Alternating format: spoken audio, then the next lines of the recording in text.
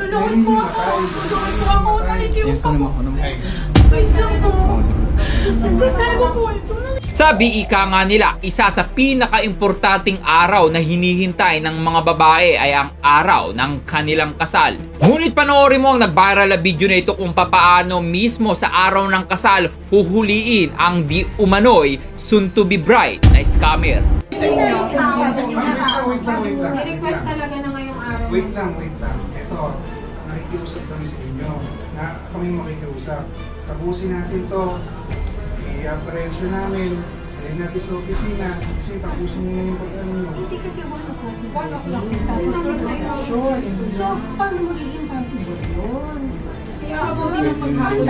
Kahit anong gawin mo, sir, paano magiging possible yun?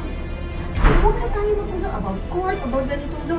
Yung pagiging tao na lang, kunting konsiderasyon na lang. Masama kung sabihin yung pagkatao lahat na lang pala hindi sabihin sa akin. Hindi, yung iba naman kasi napupuntahan niyo sa ibang lugar, di ba?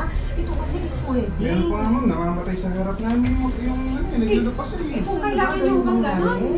Hindi ma'am, yung ibig ko sabihin, Lulungin po ako, nakikiusap po. Please lang po. Kasal ko po ito, nakikiusap na po ako. Nakikiusap po ako.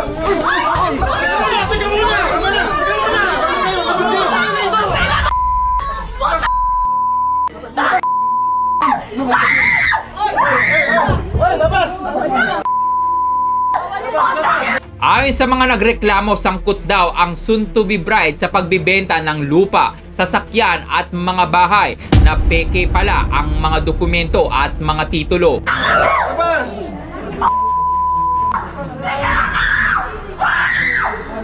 Ate, labas muna ate, labas muna.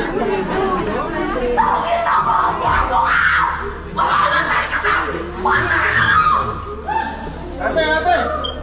Labas muna, labas.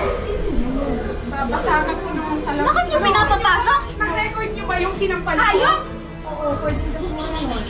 Sana, Oh, Joy! Stop it! Joy, please! Joy! Please! Joy, maawa naman kayo sa akin, Joy! Joy! Please! Ate Joy! Iwan ako nandito! Ate Joy, tama yan. Ngayon na lang ako hindi ko sa mag-yun! Isang pagpapatunay na kung totoo man ang ibinibintang sa soon-to-be bride na ito ay ibig sabihin ay ang panahon na ang gaganti sa'yo sa araw pa mismo ng iyong kasal. Kaya naman i-share mo na ang video na ito ikaw bilang isang Pilipino. Kung ikaw ang tatanungin, tama lang ba na huliin ang soon-to-be bride na ito kahit pa mismo sa kanyang araw ng kasal dahil may nalabag siya sa ating batas? Well, i-comment mo na ang iyong reaksyon sa video sa baba.